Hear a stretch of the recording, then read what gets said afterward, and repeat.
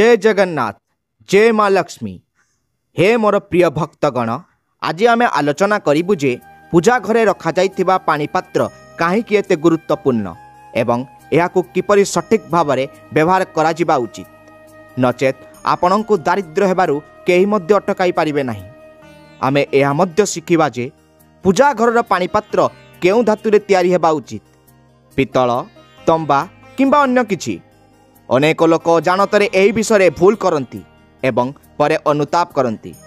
आजिर video रे आमे आपनଙ୍କୁ देखाइबु जे एही भूल गुडी को किपरि जानिबे एवं एहार समाधान कोन सेही बाबदरे आलोचना करिबा। जदि आमे एहाकु सामान्य भाबिबा ताहाले आमकु धनहानिर संकटरु केही मध्य बंचाई पारिबे नाही। पूजा घर पानी पात्र सर्वदा सठिक उपाय रखिबा उचित। ता पूर्वरु आसंतु आपणଙ୍କ पूजा घरे व्यवहार हेउथबा दीप विषय आलोचना करिबा। आपण पूजा घरे लोहा, पितल, स्टील किंबा माटीरे तयारी दीप रखिबा उचित कि? सठिक दीप बाछि न पारिबा मध्य घरे समस्या सृष्टि करि पारे एवं सेही दीपरे व्यवहार हेउथबा पवित्र सूता उपयुक्त कि कपा सूता अधिक उपयुक्त हेब कि? एई छोट छोट विवरणी को अणदेखा करिबा द्वारा पितृदोष, शनिदोष, कालसर्प दोष किंबा दारिद्र्य परि समस्या होई पारे। अनेक लोक एबे पचारुछंती जे मुख्य द्वार रे पानी छिंचिबार सठिक समय एवं पद्धति कोन? एहा स्नान परे करा जिबा उचित कि ना? एहा बिना करा जाई पारिबो कि नाही? झाड़ू करिबा पूर्वरु किंबा परे पानी छिंचिबा उचित कि? आउ एक प्रायतः पचरा जाउथबा प्रश्न हेउछि जे ऋतुस्राव समय रे मुख्य द्वार रे पानी छिंचन किंबा दीप अर्पण करा जाई पारिबो कि नाही एवं मुख्य द्वार रे पानी अर्पण करिबार पद्धति कोन? फ्लैट किंबा भड़ा घरे रहउतबा लोक माने मध्य पचारंती जे मुख्य द्वार रे दीप एवं पानी छिंचन सठिक पद्धति कोन? आजिर वीडियो रे एई प्रश्न गुड़िकर उत्तर उपर आधारित। प्रथमे आमे घर भितरे एवं बाहरे दीप जालिबार लाभ अनुसंधान करिबा। विशेष करी घर बाहरे दीप जालिबार 5टी प्रमुख लाभ आपनको आश्चर्य करि पारे। ईश्वरंक पूजारे दीप जालिबार गुरुत्व समस्ते जानती। हिंदू धर्म रे शुद्ध घी किंबा सोरिष तेल सहित दीप जालिबा अत्यंत शुभ बोली विवेचना करा जाए एवं तिल तेल रे तयारी दीप मध्य साधारणतः व्यवहृत हुए। ईश्वरंक सम्मुख रे दीप जालिबा केवल पूजार एक प्रकार नुहे, घर भितरे एवं बाहरे दीप जालिबा अनेक लाभ प्रदान करे। दीप जालिबा द्वारा केवल सकारात्मक शक्ति उत्पन्न हुए नहीं बरं 5टी गुरुत्वपूर्ण लाभ मध्य मिलिथाए। तेणु आसंतु संख्या गुड़िक अनुसंधान करिबा। प्रथमतः पृथ्वीरु अंधकार दूर हुए। घरे दीप जालिबा द्वारा केवल घरु अंधकार दूर हुए नहीं बरं घरु नकारात्मक शक्ति मध्य दूर हुए। जेउठारे दीप जाली थाए सेठारे सकारात्मक शक्ति वास करे। यह स्वाभाविक जे जेउठारे सकारात्मक शक्ति थाए सेठारे ईश्वर मध्य वास करती। सेथिपाई तो संध्या पूर्व दीप जालिबा शुभ बोली विवेचना करा जाए। तेल दीप जालिबा परे मध्य यार प्रभाव अध घंटा पर्यंत रही थाए। जेउठारे शुद्ध देशी घीरे जलुथुबा दीप प्राय 4 घंटा पाई वायुमंडल को सकारात्मक रखे। द्वितीय हेला दीप जालिबार वैज्ञानिक लाभ। जेतेबेले घरे शुद्ध घी किंबा सोरिष तेल जलुथुबा दीप जला जाए यार धुआं वायुमंडल रे पवित्रता आने। एई धुआं क्षतिकारक कणिका को नष्ट करे एवं परिवेश को पवित्र करे। तृतीय हेउची सुख एवं समृद्धि। सुख एवं समृद्धि वास करे जो घरे भगवान का सम्मुख रे दीप जली थाए सेही घरे देवी लक्ष्मी का आशीर्वाद थाए। एपरी घर को सुख एवं समृद्धि मिली थाए। पूर्व दिगरे दीप रखिबा द्वारा दीर्घायु सुनिश्चित होई थाए। जेतेबेले उत्तर दिगरे रखिबा द्वारा धन बुद्धि होई थाए। दीप घरु केवल अंधकार दूर करे नहीं बरं आम जीवन को मध्य आलोकित करे। चतुर्थ हेउची रोग दूर करिबार यह मध्य साहाय्य करिथाए। घरे दीप जलिबा द्वारा रोग दीर्घस्थायी हेबार रोकी थाए। यह परिवार समस्त सदस्यों को स्वास्थ्य लाभ प्रदान करे। विशेष करी यदि दीप सहित एक लवंग जला जाए तेबे यार प्रभाव द्विगुणित होई थाए। यह चर्म संबंधी रोग दूर करिबारे साहाय्य करे। पंचम हेउची शुभ शक्ति को आकर्षित करिबा। सनातन धर्म अनुसार जो घरे सकाळे एवं संध्यारे दीप जला जाए से घर केबे अंधार रे न थाए। एपरी घर शुभ शक्ति को आकर्षित करे। जलुथिबा दीप चुंबक परी शुभ शक्ति को आकर्षण करे, जहाँ घर पाई अत्यंत लाभदायक। एबे आसंतु मुख्य प्रवेश द्वार रे पानी छिंचिबार सठिक समय एवं पद्धति शिखिबा। जदि आपण मुख्य प्रवेश द्वार रे पानी अर्पण करती तेणु आपण को मन रखा पड़ो जे राति रे शोइबा पूर्व पात्र रे पानी रखिबा उचित। आपण जेकोसी पात्र नहीं पारिबे, जेपरिक तंबा, पितल, स्टील किंबा रूपा। जदि गंगा जल उपलब्ध अछि तेबे यार अल्प परिमाण मिसांतु एवं तापरे पात्र को पवित्र पानी रे पूरण करंतु। जदि गंगा जल उपलब्ध नाही तेबे केवल पवित्र पानी ही यथेष्ट। आपणक घरर रोषई घरे एही पानी रे पात्रटी पूर्ण रखंतु।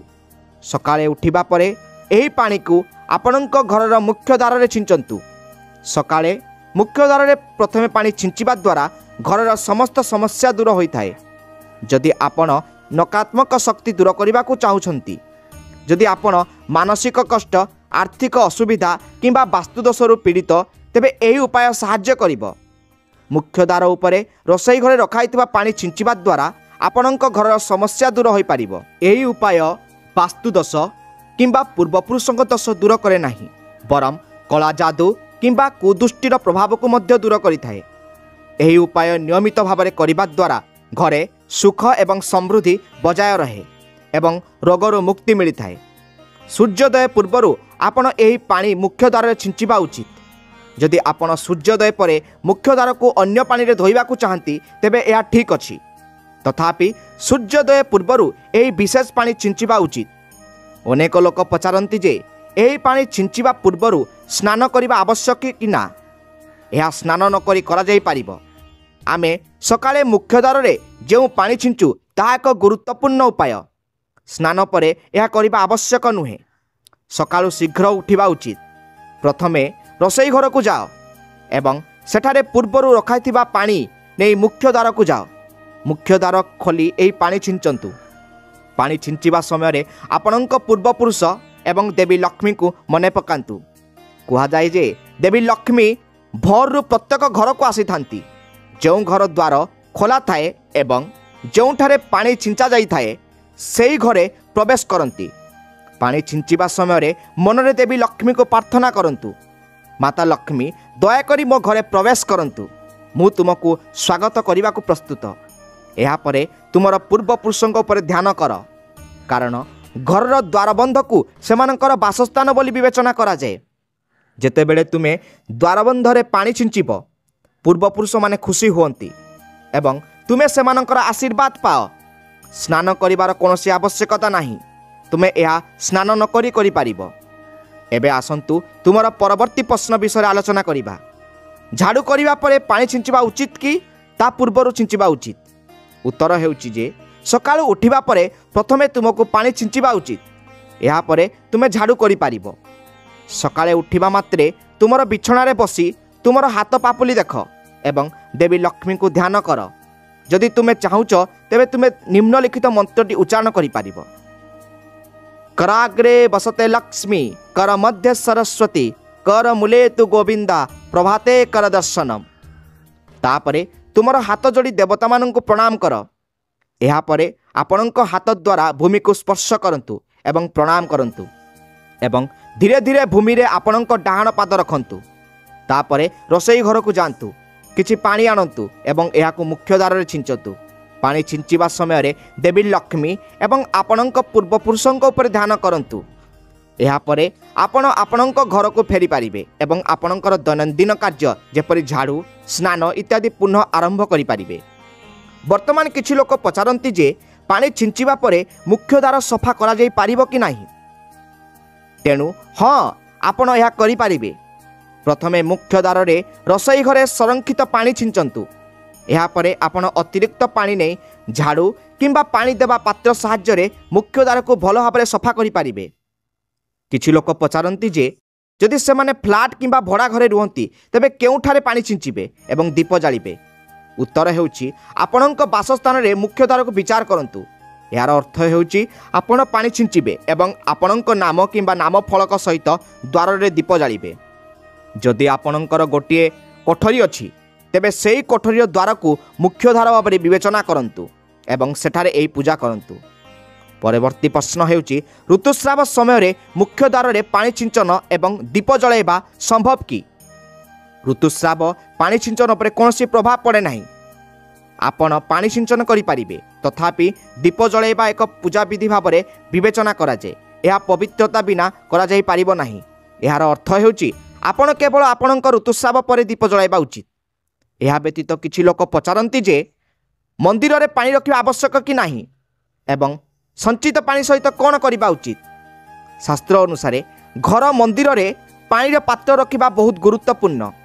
पानी शक्ति संरक्षण करे। जेतेबेले आपण पूजा करती, मंत्र जप करती किंबा भगवान को प्रार्थना करती, एसबूर शक्ति पानी रे शोषित हुए। यही कारणरू मंदिर में पानी रखा जरूरी।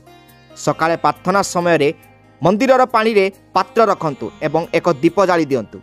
यह अग्नि एवं जलर संतुलन को प्रतीक करे। पूजा घरे यही पानी को शुभ कार्य पाई व्यवहार करंतु, जेपरिक गछ उपरे ढालिबा किंबा घर चारिपाखरे सिंचन करिबा। यह सकारात्मक शक्ति वृद्धि करे। आमे सकाळ प्रार्थना समय रे मंदिर रे पानी रखि थाउ। परदिन सकाळे जेतेबेले आपण पूजा करबा को जानती प्रथमे सही पानी व्यवहार करंतु। आपण एहाकू सारा घरे सिंचन करि पारिबे। एही पानी आपणक घर को सकारात्मक शक्ति रे परिपूर्ण होइतिबारु एहाकू पवित्र करिथाए। यह अनेक रोग को मध्य भल करे एवं घरे नकारात्मक शक्ति प्रवेश करने को दिए नहीं। जदि आपण एही पानी नियमित सिंचन करती तेबे आपणक घर समस्या धीरे धीरे दूर हो जाए। केतक समय रे लोक माने अभियोग करती जे औषध काम करे नहीं। एपरी परिस्थिति रे जदि रोगी को औषध सहित एही पानी मिश्रित पानी दिया जाए तेबे औषध गुड़िक शीघ्र काम करने आरंभ करे। सेहीपरि जदि परिवार रे विवाद एवं द्वंद्व थाए तेबे परिवार समस्त सदस्य एही पानी रू टिके पी पारिबे। यह धीरे धीरे सकारात्मक चिंताधारार प्रभाव आरंभ करे एवं घरे शांति एवं समन्वय आने। जदि आपणकर व्यवसाय किंबा दुकान अछि तेबे सेठारे मध्य एही पानी रू टिके छिंचंतु। यह आपणक व्यवसाय को सफल करिथाए एवं आपणकु जेकोसी प्रकार असुविधा रक्षा करिथाए, कारण एही पानी अत्यंत सकारात्मक शक्ति रे परिपूर्ण। एबे आसंतु आलोचना करिबा जे घरर मंदिर रे पानी काहीकि रखा जाए। पानी को अमृत बोली विवेचना करा जाए एवं देवी देवतांकर पई यार विशेष गुरुत्व अछि। घर मंदिर रे पानी पात्र रखिबा प्रतिदिन खाद्य खाइबा परि अत्यावश्यक होइथाए। जेतेबेले आमे भगवान को पूजा करू सेतेबेले तंबा किंबा पित्तल पात्र रे पानी पात्र रखिबा उचित। एही पानी एक समुद्र परि एवं आम जीवन रे दुख दूर करिबारे सहाय्य करे।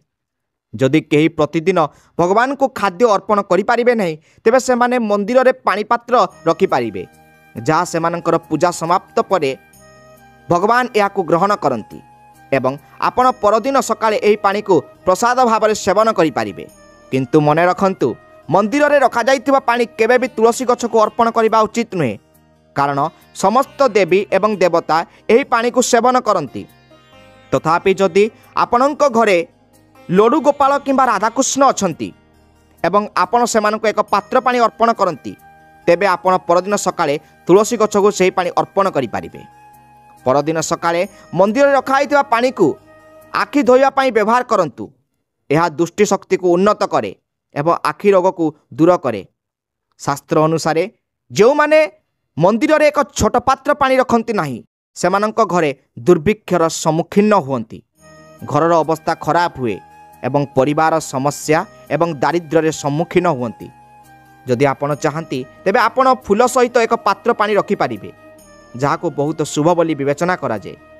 घर मंदिर रे रखा जाइथिबा पानीर आउ एक व्यवहार हेउछि एहाकू रोसई घरे रोसई किंबा पीवा पई व्यवहार करा जाई पारिबो। तथापि एही पानी को केवल सात्विक खाद्य प्रस्तुत करने समय रे व्यवहार करंतु। जदि रसुण किंबा प्याज व्यवहार करा जाए तेबे एही पानी को रोसई पाई व्यवहार करंतु नहीं। परिवारर समस्त सदस्य एही पानी को अल्प परिमाण रे पी पारिबे एवं आपण बाकी पानी को घरर गछ गुड़िकर ढाली पारिबे। एही पानी नष्ट हुए नहीं, यार अनेक व्यवहार अछि। जदि आमे एहाकू सठिक उपाय व्यवहार करूँ तेबे एहा आम जीवनर समस्यार समाधान करि पारिबो। मंत्र सहित पवित्र होइतिबा पानी बहुत शक्तिशाली एवं आम घरर मंदिर रखाइतिबा पानी देवतांक द्वारा आशीर्वाद प्राप्त, कारण यह सर्वदा देवता मानक सहित रही थाए। एही पानी रे समस्त नकारात्मक शक्ति शोषित हुए एवं जदि आमे एहाको सठिक भाव में व्यवहार करूँ तेबे यह आम जीवन में सकारात्मक परिवर्तन आनी पारिबो। अर्थात आपण पीवा रोषेई करबा घरे रखिबा पाई पानी व्यवहार करि पारिबे। सिंचन पाई व्यवहार कले यह आमर समस्यार समाधान करे। जदि कौनसी कार्य नियमित भाव में करा जाए तेबे आमे निश्चित भाव में एथिरु उपकृत होई थाउ। जदि बेले बेले करा जाए तेबे आपण एते लाभ देखि पारिबे नाही। तथापि जदि आपण प्रतिदिन आपणक घर चारिपाखरे समान पानी सिंचन करिवार नियम करंती, घर समस्त को टिके पीवा को दियंती, बाकी पानी गछ उपरे ढालंती, एहाको आपणक दुकान रे सिंचन करंतु, एहाको आपणक व्यवसाय स्थान रे सिंचन करंतु, पिलामानंक पुस्तक रे एवं आपणक सेल्फ रे सिंचन करंतु, आपण निश्चित भाव में चमत्कार देखिबे। सेहीपरि जदि आपण आपणक घरर मुख्य प्रवेश द्वार रे आपणक रोषेई घरे संरक्षित पानी सिंचन करंती तेबे आपण यार लाभ बहुत शीघ्र देखिबे।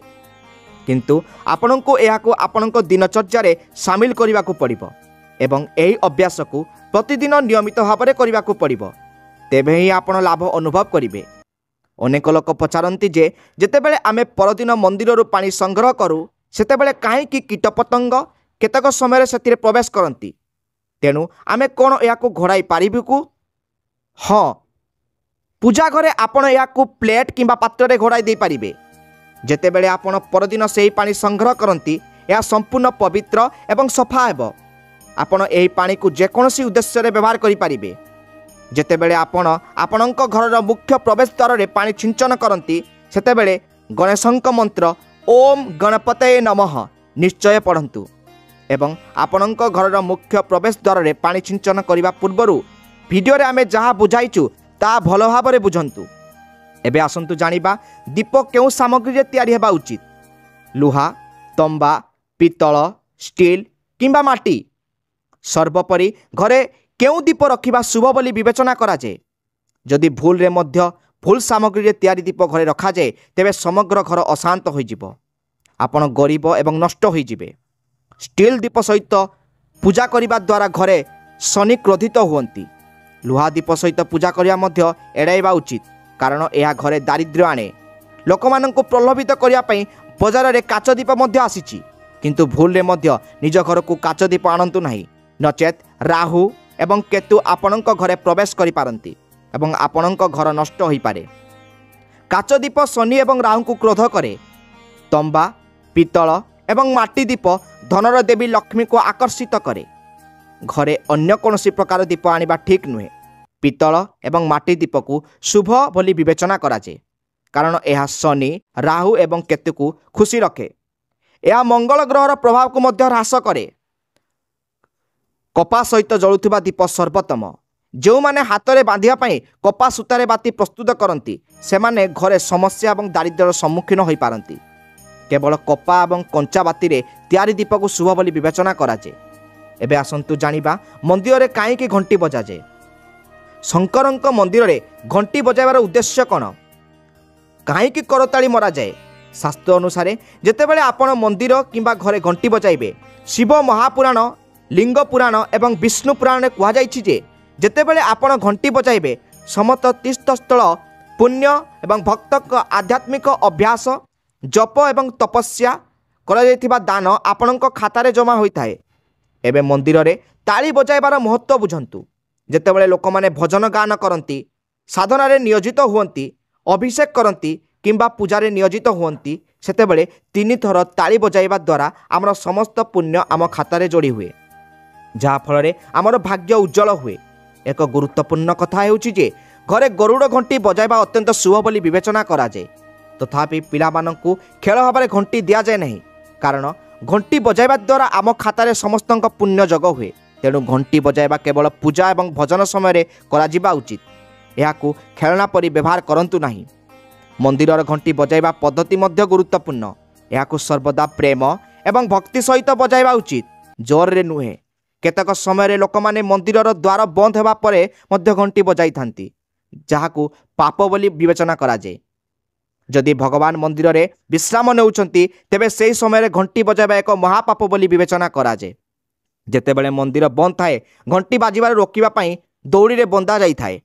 ଘଣ୍ଟି ବଜାଇବାର ସବୁଠାରୁ ଶୁଭ ସମୟ ହେଉଛି ସକାଳ 4ଟାରୁ ଦିନ 11ଟା ପର୍ଯ୍ୟନ୍ତ, କାରଣ ଏହି ସମୟକୁ ଅତ୍ୟନ୍ତ ଶୁଭ ବୋଲି ବିବେଚନା କରାଯାଏ। ତା ସହିତ ସନ୍ଧ୍ୟା 6ଟାରୁ ରାତି 8ଟା ମଧ୍ୟରେ ଘଣ୍ଟି ବଜାଇ ପାରିବେ। ଆମେ ରାତି 8ଟା ପରେ କେବେ ମଧ୍ୟ ଘଣ୍ଟି ବଜାଇବା ଉଚିତ ନୁହେଁ, କାରଣ ଏହି ସମୟରେ ଦେବତାମାନେ ବିଶ୍ରାମ ନିଅନ୍ତି। ଏହି ସମୟରେ ଘଣ୍ଟି ବଜାଇବା ଦ୍ୱାରା ପୁଣ୍ୟ ବଦଳରେ ପାପ ମିଳିଥାଏ। ଆଜିର ଭିଡ଼ିଓ ମାଧ୍ୟମରେ ଆମେ ଆପଣଙ୍କୁ ଦେଇଥିବା ଉପଦେଶ ଆପଣଙ୍କୁ କିପରି ଲାଗିଲା ଦୟାକରି ଆମକୁ କମେଣ୍ଟ ମାଧ୍ୟମରେ ଜଣାନ୍ତୁ ଏବଂ ଭିଡ଼ିଓକୁ ଲାଇକ୍ କରିଦିଅନ୍ତୁ। ଯଦି ଆପଣ ଦେବୀ ଲକ୍ଷ୍ମୀଙ୍କୁ ସମ୍ମାନ କରନ୍ତି ତେବେ ଦୟାକରି ଏକ ଲାଇକ୍ ଦିଅନ୍ତୁ ଏବଂ ଆମ ଚ୍ୟାନେଲକୁ ସବସ୍କ୍ରାଇବ୍ କରନ୍ତୁ ଏବଂ କମେଣ୍ଟ ବକ୍ସରେ ଜୟ ମାତା ଲକ୍ଷ୍ମୀ ଲେଖିଦିଅନ୍ତୁ। ଧନ୍ୟବାଦ।